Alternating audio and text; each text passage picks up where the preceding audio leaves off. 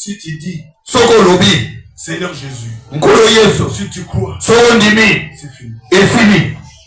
C'est tellement simple que les gens passent à côté. Ah, ezali pete que bato bazole comme penser. Ils croient que être chrétien, il faut que tout cas, être chrétien, il faut prier la minuit, être chrétien, il faut que des retraites, être chrétien. D'abord, le mot chrétien, je n'aime pas. Malobi, au commencement était la parole était avec Dieu, la parole était Dieu. Nebandeli ezaki liloba ezaki elongo na Nzambe, liloba ezaki Nzambe. Et toutes choses ont été faites par là. Pe biloko nyonso esalamaki na liloba. Même l'homme. Ata mutu ye mo pasalama na liloba. Puis Dieu dit. Puis Nzambe alobi tosala mutu. L'homme a été créé par la parole. Ton corps a été créé par la liloba. Ton esprit a été créé par la Ton âme a été créée. De même que les ossements ont obéi à la parole de Dieu dans la bouche d'Ézéchiel, nous autres nous peut écouter ça liloba na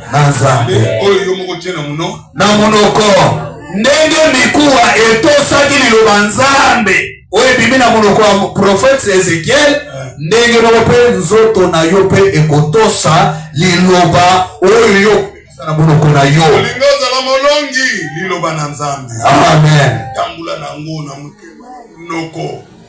Zala Bible liloba. Amen. Okolonga. Amen. Tonde longo to lakisaka te l'église oyo.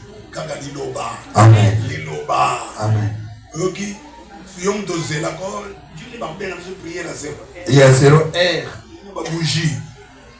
Que liloba na koko na bino. Asa no cérémonie wana ngana yebi nanga. Ngana yebi ngana yebi pas. Parole. Yebi parole.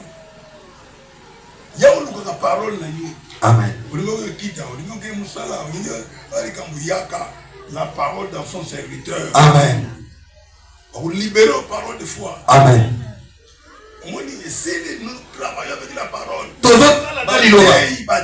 Tu reçois une malade, dis-lui là. La parole. Le Seigneur a pris tes maladies.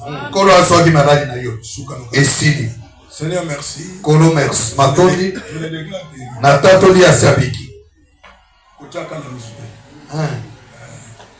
Kochaka na misute. Ok.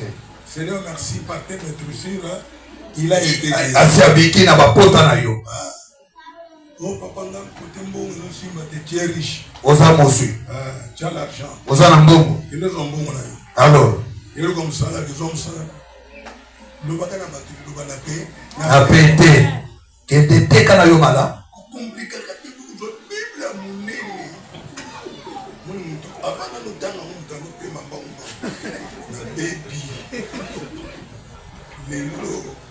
Na yeko la Bible. Non, on a maladie. Papa, pourquoi vous ça? Pourquoi vous ça? Donc on voit mon candidat d'Ézéchiel. Ton côté c'est quoi on a Naoum? On a maladie à qui? Naoum. On voit Naoum. Papa, tika, on le sait, nous me papa, c'était tous à la souffle. Amen. Aloba. Est-ce que vous voyez que chaque fois que vous libérez la parole, les anges entrent en mouvement? Est-ce que vous voyez que bibisi ni loba ange pamba ba continue makambongo? Yo dit la ange ça? Non. Yo lo. Loba. Loba. Loba ni loba. Yamon David a ça là qui nous parlons parole.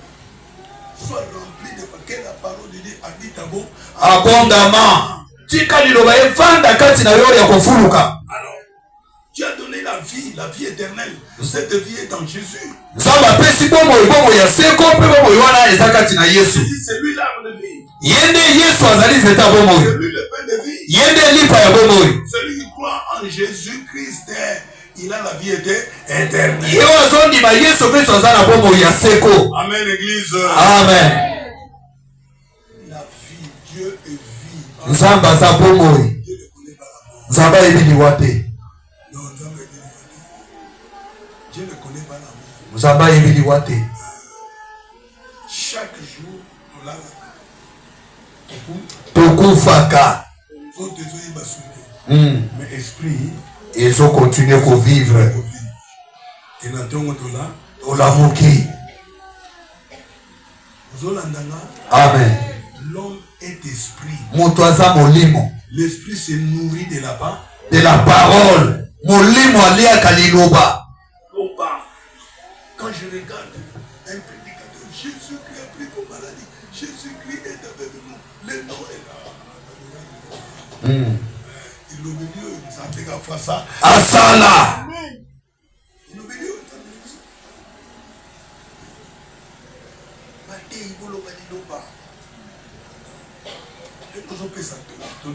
Oh, yo comme conseiller. Mon frère, dans la vie,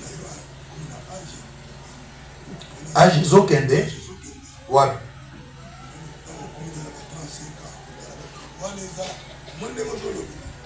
Yo frère, yo musali anzambe.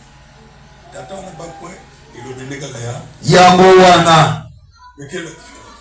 So bokese des awa. C'est nous sommes des Biso toi église. dans les cas.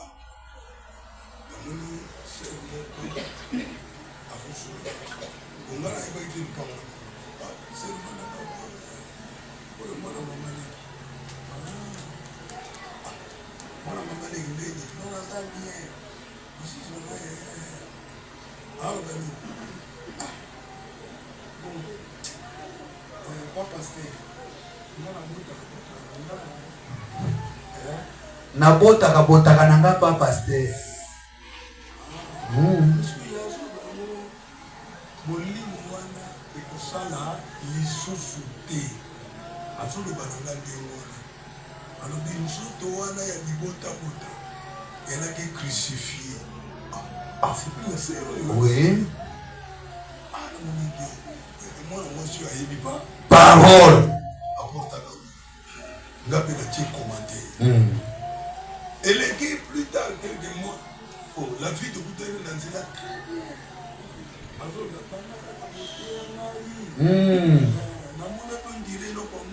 Elongwa nango esila. La parole. Liloba. Bien-aimé, portez la parole. Memba liloba molingami. Même pour la bande, na yo mwana teki, mwana boy, liloba. Liloba lo bien. Mutana non croyant, abalali na croyant. Mutuana za sanctifié. Sanctifié. Non croyant wana aza sanctifié na motoyo aza croyant. Ozolanda. Amen. Bongana butuna te. Nzambe muto alobi. Alobi. Nzambe muto alobi. Boyoka bena na mateya ndi tozoteya.